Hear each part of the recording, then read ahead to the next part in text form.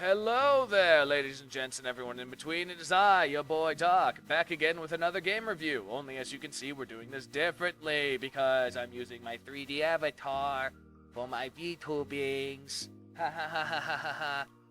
This is just an excuse for me to be as lazy as fucking possible. You people know me by now. But anyway, so today we are going to be reviewing a game that I have beaten a while back, and I really got to catch up on these game reviews because I got 2 games at the point in time that I'm recording this that I need to review, including this one. But anyway, here we go. I'm reviewing Battle of Empires, 1914 to 1918. Yes, oh my god.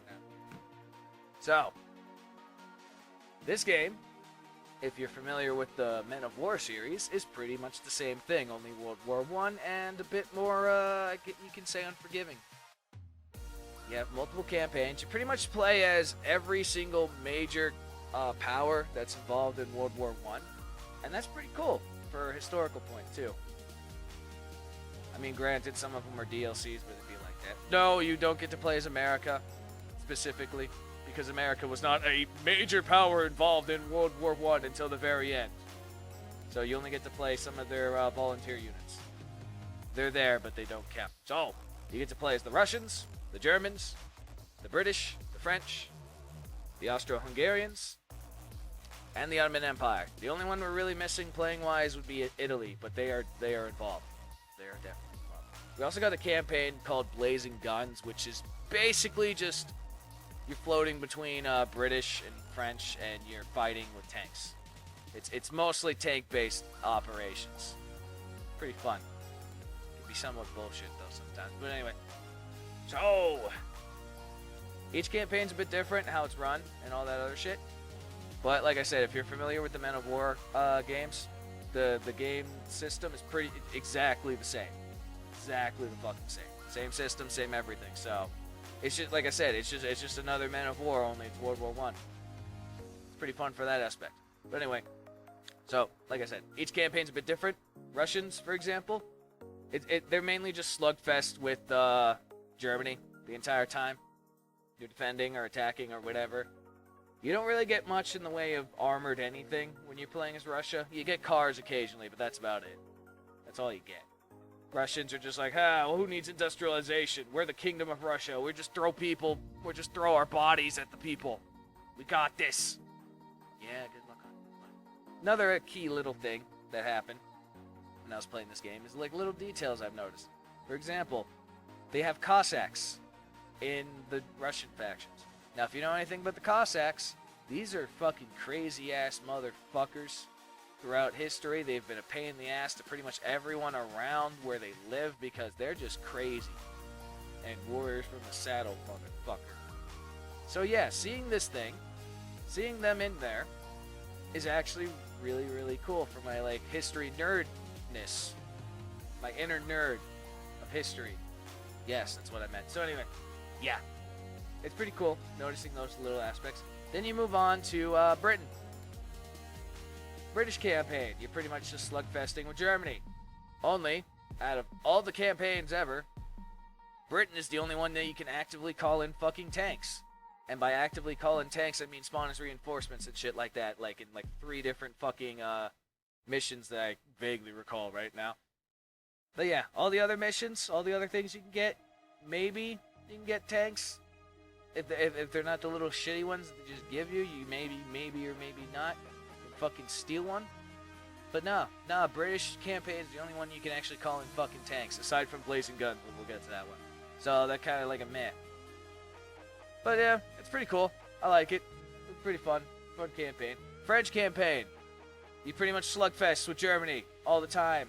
Attacking, defending, throwing infantry everywhere. There's fucking planes battling in the sky that will blow the fuck up, and when they land, they'll set everything on fire, and everything that's around them will burn to death.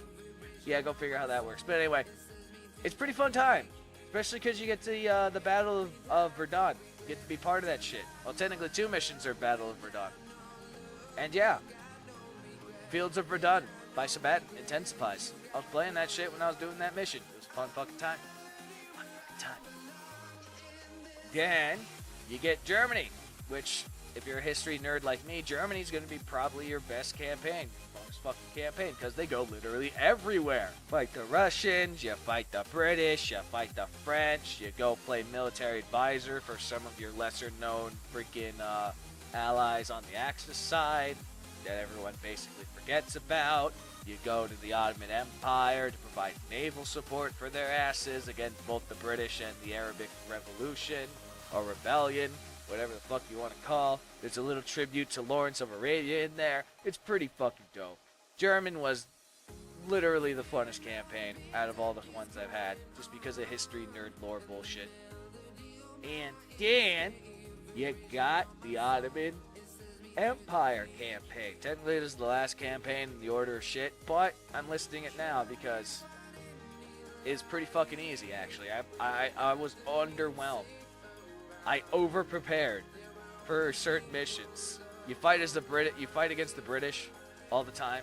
It was very, very underwhelming. I was honestly very shocked at how easy that campaign was, just breezing through everything.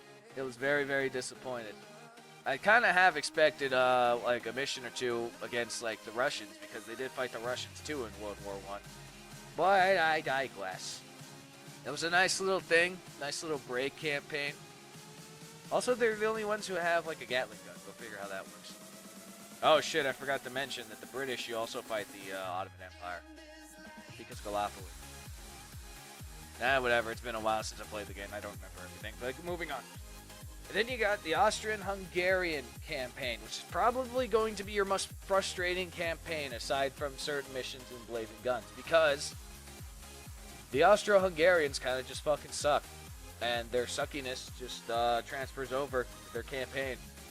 And yeah, you fight a good number of different factions in the Allies, but you know, you fight the Italians too, a lot. And they have no fucking chill. They have no fucking chill at all. And it's like, what the fuck, Italy? I know we're the Austrian-Hungarians and we kind of suck, but god damn it, Italy, where was this shit during World War II, man? You could have fucking helped in the Axis powers then, but you know. Hypothesis bullshit to be set aside later. Yeah, especially the last mission in that campaign. You have to, like, escape from this area, and it's the, like, Italians are fucking surrounding you. They come at you with, like, 3 tanks and shit knows how many fucking infantry. All you have is all you have is a car with a fucking, anti-tank gun on it, and whatever infantry squad you have. And they have no fucking chill. Absolutely no fucking chill. It took me a solid goddamn hour to beat that part of that fucking mission, because these people just kept throwing themselves at me, and I'm just like, god fucking damn it, Italy, why can't you have any fucking chill? But still, though, it's kind of interesting, because story-wise, you float between 3 significant main characters, and of course you gotta keep them all alive at the end, so but you know, it's kind of fun. First mission, too, was kind of fun, too, in its own way. But, you know, like I said, Austro-Hungarian campaign, probably going to be the most frustrating for you. And then you got the Blazing Guns, which, again, you basically, entire missions, nothing but tanks. You can't go wrong with that shit. Except for the time where the enemies, like, literally just spawn endlessly on your ass. And then you have fucking horrible time. But I digress. Overall, campaigns themselves are pretty damn fun. You have a nice little mix, depending on which campaigns you're in, between stealth missions and, you know, general assault trench warfare bullshit with tank support sometimes. Also, you have actual ally faction that, you know, helps you out a bit. Surprising, right? Men of War people be like, what the fuck, bro? But we be like, yeah, we actually have allied forces. Significant allied forces that get fucking reinforced constantly and help your ass out, because, you know, the enemy is just like, fuck you. So that's a nice little thing. I can actually focus on what the hell I want to do while, like, the allies are just fucking fighting for me, and I'm just like, ah. But yeah. Also, another thing that it retains from Men of War is the very, very funny voice acting. And by funny, I mean horrible. But funny. half the people sound the fucking same in all the goddamn campaigns. It's kind of funny when some of them try to do accents and shit. There's some that do actually well in the way, like some of the DLC campaigns actually found someone who could do a decent accent of whatever fucking force that they're playing as, and it's fun. But you know, it's always funny when you hear the fucking Brooklyn voice guy or the Texan guy and they're like German or something. But it's okay. We don't play this game for the voice acting. We play this game for the freaking semantics and to make fun of the voice acting. But yeah. Anyway. So, like I said, it's a fun game, but it can be somewhat frustrating. And there are some problems with the games. Just a little. I've noticed during like certain missions, there are times where objectives that you may or may not have completed just don't load, and you're like forever stuck in like whatever mission section you're in. And sometimes that includes literally endless spawns of enemies that just keep fucking coming and coming and coming, and you can't do shit about it aside from restart the fucking mission. But you don't know because it doesn't tell you, and that's just like how you end up wasting like 3 hours of your fucking day trying to figure out why is this thing not working. I'm dumb, I know, don't worry about it. But anyway, and there's other times where you kind of end up screwing yourself over because if you're like me, sometimes we like to get like shit set up ahead of time so it helps us better with the thing.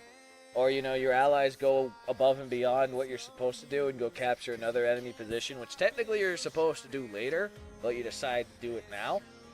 And the script setting wise, mission objectives and all that shit, yeah, it'll kind of go error and be like, oh, this place is already captured. Well, we can't really do shit because this place is captured. We can't load this next objective. And so you're fucking stuck and you have to restart the whole mission. Yeah. So you can't go crazy above and beyond. You have to more or less stick to the script. I found that occasionally both in the Austro-Hungarian campaign and occasionally in the British. But sometimes, you know, you have like things where, especially at the end, for whatever reason, you do exactly what the fucking thing says, and it doesn't count as you complete the mission for some reason. That's me in the last British campaign mission, and I will forever never be able to unlock that mission. It hates me. So, overall, like I said, fun game. If you're a fan of history, give it a try. If you're a fan of Men of War series, give it a try. And if not, if you want to pay and suffer some of these missions, play the Austro-Hungarian campaign. Because people like suffering. Suffering is content. So overall, I give Battle of Empires 1914 to 1918 a 7.5 out of 10.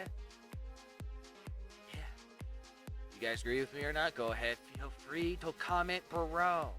And we'll see you all next time on Dark Reviews. Bye bye. Have a wonderful time. We see you next time.